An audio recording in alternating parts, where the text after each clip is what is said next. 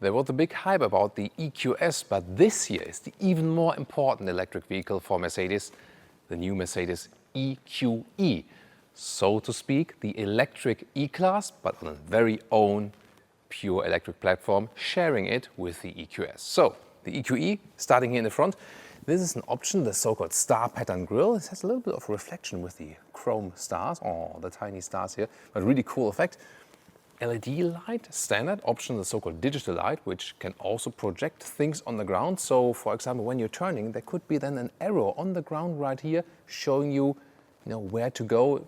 Let's say it's a step further than an augmented reality head-up display. And you also have this purely integrated design on the front. Design-wise, you can see, once again, like the EQS, this overlapping front hood right there.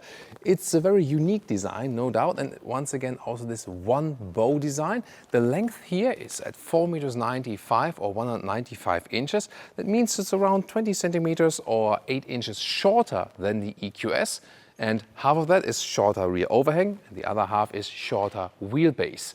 And, well, the price will also be lower, hopefully. The EQS prices are similar like the S-Class, so we can expect that the EQE prices might be somewhat similar like the E-Class. A little bit more expensive, probably. Interesting, again, this really streamlined design right there. So kind of form follows function. The antennas, by the way, are hidden right here, just to save some more gaps. So basically integrated behind this panel. Very interesting. And now about the trunk. This is very interesting. The EQS has this fastback opening. Here you have more headroom on the inside and you have this separate, normal hatch here in the trunk like this.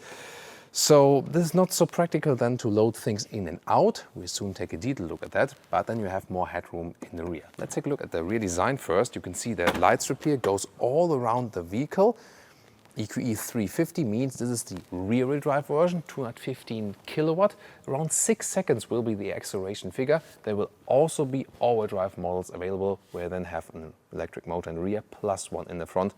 And yeah, probably at some point also a true AMG version. This one here, however, is the AMG-Line. You've maybe seen it in the front. And here also in the rear, kind of diffuser style. Is this a fake exhaust graphic?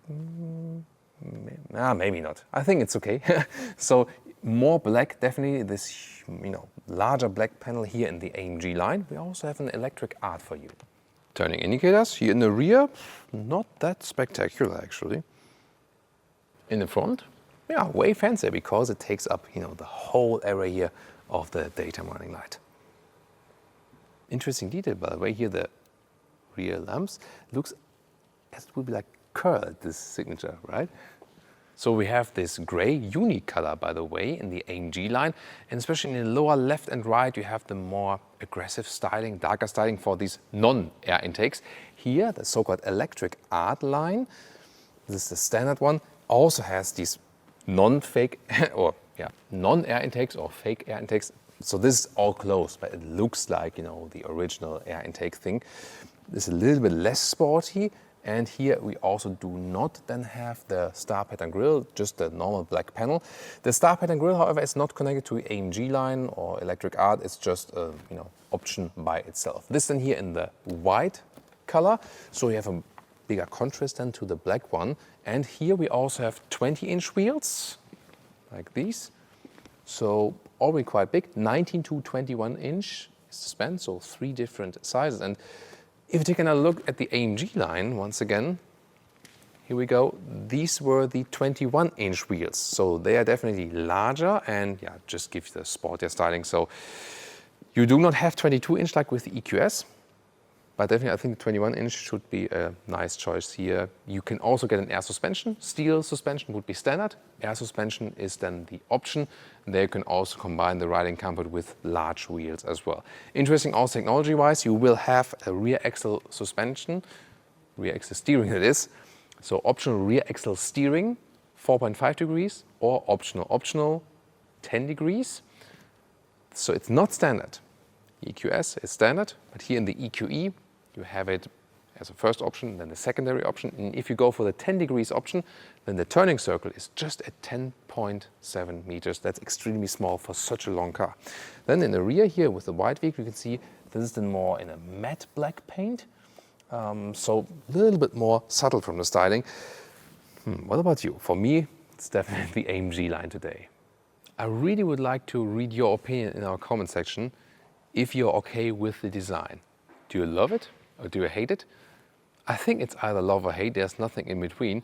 And yeah, maybe I have to speak it out loud, what hardly anyone else dares to say, but this car is designed in this way to appeal the Chinese market.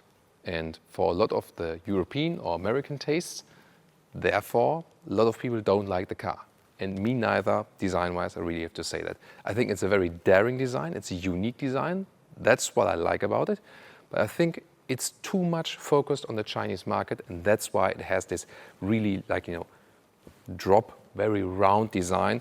And the total opposite we see at the moment with Audi. Yes, the Chinese market is also super important, but Audi says there, we have like this strong German Bauhaus design. That's who we are, and that's it. The car says, I'm German, and that's why it should be successful also somewhere else. But Mercedes really tries to move into, the Chinese market as for, how should the car be designed. And this might be a strategy to success because it is the most important market meanwhile, but they might lose some customers in the US and in Europe for that.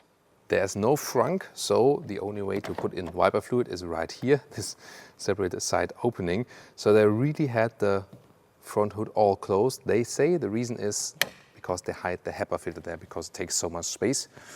Yeah, a lot of you guys would have wished a frunk both in the EQS and also here in the EQE, but that's what it is. At least we have also trunk space available in the rear. Just one battery size, it's easy to remember. 90 kilowatt hours net, that is the small battery from the EQS. The bigger one is not available here, but it should still be enough. The efficiency, EQE and EQS are actually quite similar. So from our test, we had, like 17 kilowatt hours on 1 kilometer, like 27 kilowatt hours on 100 miles. So we can expect more than 500 kilometers of electric range here. There's just the electric range here, or more than 300 miles. The maximum figure, if you go really efficient, can even be a little bit higher. Maybe we can score like something less than 600 kilometers or something less than 350 miles. We have to see.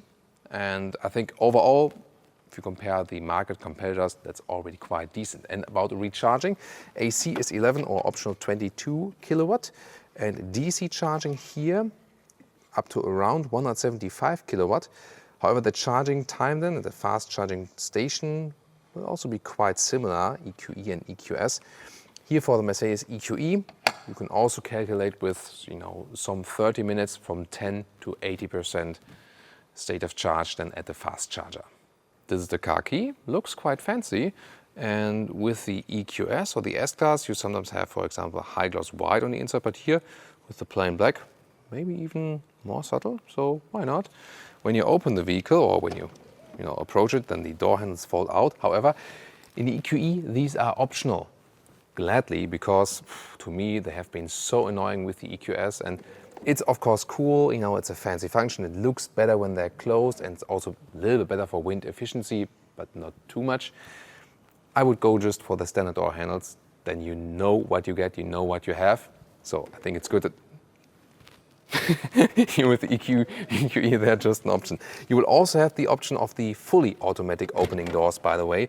That they automatically open when you approach the vehicle. We've shown it in the EQS review. Then you also have the soft close function right here. Magic. And once again, frameless doors. And you have this dual insulation right here. You see here, 2 glass layers right there. Very interesting to see always. And inside of the doors, animal-free materials. Also here the top part is kind of like a shiny effect with Artico. There's also another Neotex material available now, showing that soon. Then a lot of capacitive buttons all over the place. Like here, for example, for the seat heating or for the seat memory. This is just one button, and this one button strategy, I'm not sure if that is belonging to a premium car. Here also, formerly, these buttons here could be moved. Now they don't give you any feedback. It's cool that you know what you're doing when you have the seat layout, but they cannot be moved and then you're not exactly sure what you're doing at this moment. And here also capacitive buttons for the side mirrors. So am I too old already, or are capacitive buttons really not that good? Tell me in the comments. Then taking a look at the interior, that looks of course super fancy here with the air vents, for example, also illuminated. Look at that, nice detail work right here. Soon more about the screens. At the moment everything is turned off. And there you see it really has this one panel design in this optional Hyperscreen. Recently the EQS prices were revealed, saying that the Hyperscreen is at 8,500 euros or dollars extra. So I think it will be the same for the EQE right here. But soon more about the screens. First of all, seating here. There are two different seats available. Comfort seat and a sport seat. This is here the comfort seat, so it's a little bit more open, so to speak. The sport seat would be better in the bolstering here and also in the shoulder support. Yeah, but which is more comfortable, we have to see about it at a later stage. Interesting is that for both seats you have different materials and also a lot of animal-free choices, more sustainable definitely and more animal-friendly. You have a full article that looks like this. You have also a so-called now micro-cut. This is then a microfiber surface. Here the article seat, by the way, can also be cooled if you have the article choice. This is the optional animal skin pack. So cooled leatherette seats are also available. And the steering wheel can also be bought then with a full leatherette surface. So the standard EQE will be animal-free as for the interior materials. That's a great choice. This will be really crucial for the whole market. So yeah, Tesla did it so far with the Model 3, with the Model Y, and also with the Polestar 2. Standard now animal-free. This is then leading into the future. Let's see if the seat is all the way down. Now it's all the way down. So I'm 1,86 6'1". Still some headroom left, although this is the one with the panoramic roof. It's also a nice option, and it goes really wide around the vehicle like this. Let's open it. Yeah, here we go. And I mean, sitting here in the front, it doesn't feel too much different, you know, from the EQS. Yes, the seats are a little bit different in this EQS, a little bit different seat form. But when you look at the front, they of course share a lot of different parts like the screens and so on, and they also share the very same platform on the so-called skateboard, they say, where they can also then adapt the wheelbase. Very interesting as for the first impression, definitely. Let's take a closer look. The EQE is also about new materials, as I said. So here this is called Neotex, and it's something in between the leatherette and the microfiber. So it looks a little structured and doesn't feel entirely sleek, but it's mainly sleek, so to speak. A little bit like neoprene, something from the texture. Very interesting, looks really high class. And also here with the blue shade. We also have the same at the top of the inside of the doors. And this is again also all animal free, so really nice to see new premium materials. Screens, screens, screens. Welcome to this interior then, EQE. 12.3-inch digital instruments are always standard. And then on the middle part you would start, you know, like in the S-Class or the C-Class, the new generation, with this vertical screen, either here in 11.9-inch, a little bit bigger one, in 12.8-inch. That is then exactly the same in the S-Class and also in the standard EQS. And then you have this optional Hyperscreen, 17.7-inch, and another passenger screen, also in 12.3-inch right there. Yeah, this is, well, yeah, once again, 8,500 euros extra, or almost also the same in dollars. It has this kind of curved function, but the functionality on the inside is kind of the same. So I would really stick with the base screen. It's a little bit smaller, it's more vertical. This is maybe even more distracting. You don't need the passenger screen on the right side. Yeah, and you can have another more, more deco element here on the right side, like here in the middle part. This is like a matte material, for example. However, if you want the fancy tech overkill, then this is the way to go. We soon show also details to the screens. This is, by the way, the Vision AVTR, the inspiration for the new electric models by Mercedes. Here in the middle console here, once again, you can slide this one here open. Then you have two USB-C connectors and an inductive charging pad, adaptive cup holders, and this then here to start up the vehicle and to pick the different driving modes, for example. And yeah, once again, this curse of having, this is one button. Why is this one button? For design purposes? I did ask them, and they say it's for design and functionality. And I ask myself, no, the functionality is worse. Is the design better with high gloss black? I think not. What do you think? My favorite interior Mercedes feature is always the split opening here for the, for the cubby hole, two USB-C connectors, and yeah, a lot of space then here on the inside. Steering wheel, either this one and different from the S-Class or the EQS, which have this, black panel slot design in the lower part. This is here more like a sportier slot design. However, the AMG line steering wheel will look different with two spokes. Here we have a rather closed area. And once again, one button fits it all. Phone, volume, slider, capacitive, left side for the cruise control. Yeah, I think I would just call it the capacitive curse. You can hashtag that also if you like in the comments. Hashtag capacitive curse, made by Thomas 2021, copyrighted. So there we are. I mean, it looks cool, definitely, but capacitive buttons make the user interface worse, period.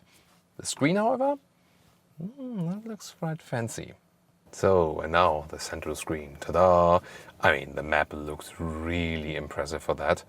Whoa.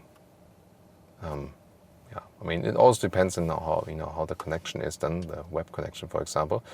The main menu looked like this. And temperature always stays here. Yeah, menu climate units definitely missing.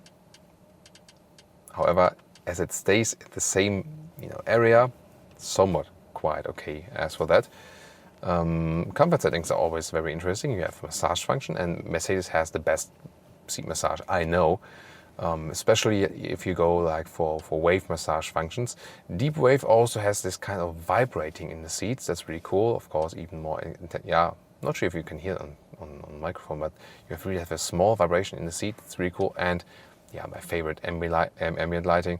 You also have this ambient lighting which adapts then to the driving, for example. It's really fancy. I love that. And we had nighttime driving episode, Malibu Sunset. Awesome, right? I love it. Some say it's too much. I think it's exactly right. Go for it. Why not? Let's bring back the joy in driving with that. To me, maybe on camera it looks even more, prominent. It's also, yeah, why not? So I like to drive with that thing. I just love it. What about you? Tell me in the comments. Then let's take another look here at the main menu. What else we can find? For example, here in the settings, assistance systems, packed all with this car. We have an active lane changing assist. So level 2 is actually everything ready for that. We've already shown the level 3 possible in the EQS. So this will also then come for the EQE at some point. And on special request, we have Android Auto integration for you here today. That's how it looks like from Jonas' smartphone. I'm always using the Apple CarPlay, but here, here we go. So there it is. That would be then the integration of that. It's really interesting, and by the way, here you really can feel the curved surface right there. When someone took a seat on the passenger seat, thank you, Jonas, then you can also control this screen here on the passenger side, and you can do the same things actually you can do in the central screen. For example, here also sound settings for the Burmester sound system, 3D surround sound, very nice tone definitely. Just that everything is here a little bit smaller, and if you turn over here, you have everything then bigger again, and you can maybe do some screen fights, controlling something from there, controlling something from here again. Enjoy. Usually digital instruments stand like this, more upright.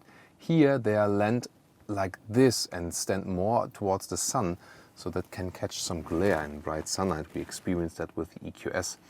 Cool here the integration of the map, for example, on the inside. And you can have different views. You can also have the map all over the place like this. This is really helpful, definitely. But also completely other stylings. For example, there's also a sport styling right there. Interesting graphic. And you can also have a similar view for the head-up display, for example. Yeah, let's see about the consumption at a later stage when we can drive the vehicle. But they're really clear to read, so quite impressive digital instruments. Hey, cool view that you can see the secondary car here with the head-up display. You can have different stylings for the head-up display actually. This is standard styling. There's also a sport styling available, or just a minimalistic one. But the most important feature will be that you can have augmented reality arrows right there. About these door handles, I wanted to open the rear door. I was waiting for Jonas to put it on the camera, but yeah, then it closed and now I'm stuck. Yeah,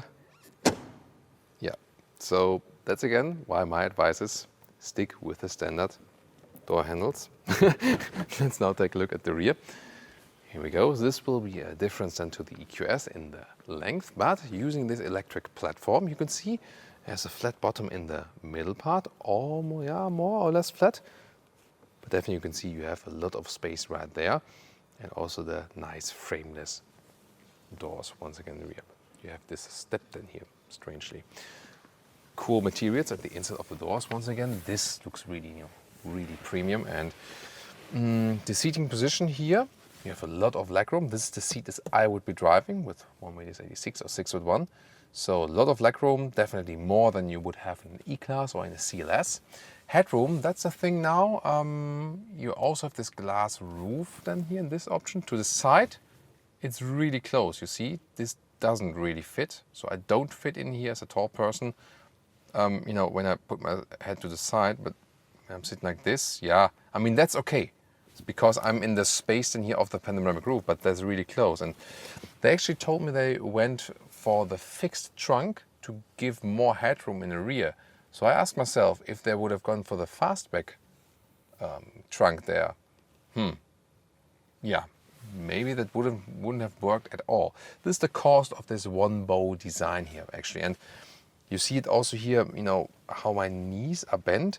I sit relatively low here, so do you see it on camera? I feel kind of a little bit lost, in a way, from the seating position. It's not uncomfortable, but somehow strange. You know what I mean? In the middle part, that's also really well possible. Also quite soft from the seating area. The back part is a little bit stiffer than here in the middle part, but I mean, you can still use it with 5 tall adults. It doesn't have this chauffeur kind of thing like the EQS or the S-Class, of course. But also the EQS wasn't that much chauffeur-alike, more again driving yourself. In the middle part, you can put that down and have either this kind of smartphone holder or then here the cup holders, like this. Isofix at the outsides each. And you also have this control unit here. Once again, one button fits it all, capacitive curse, but you have some kind of a haptic feedback here. So this rear unit then I think is actually quite well to control. The cool thing about the rear interior, definitely more this glass atmosphere, looking, when you look from down to the top, you have the glass right here and also look to the front, and then together with the ambient lighting, even here the ambient lighting mirroring in the top glass here, this is actually the fanciest thing here. So yeah, this vehicle is clearly design focused. No car is safe from the dual centimeters inch measuring stick by Autogefuehl. Let's fight. So opening here the trunk like this. Again, no fastback opening. And the length here is a meter or 40 inches. And the width is actually less than a meter or 40 inches. Even a little bit narrower right here. So this rather goes like 33, 34 inches. And yeah, something a little bit more than 80 centimeters. Not too spacious. Actually, the height is actually quite okay. That's okay here with 21 inches. Well, it's like 53 centimeters. If I put a backpack in here, you see, that's actually no problem. So that's actually quite cool. Let's see what do we have underneath. Here we go. Some more space. This could, for example, fit a charging cable, since we do not have any trunk. And we can also fold the seats, but there's no mechanism from here whatsoever. So we can have a 2/3, 1/3 split, or also just a ski hatch thing in the middle, and then loading all the things through to my front seat, we land up with 74 inches or 188 centimeters. Mercedes EQE and EQS share the platform and also the technology. So now tune into our driving review of the EQS. It will also tell a lot about what to expect with this one. And see you at our driving part with this new EQE.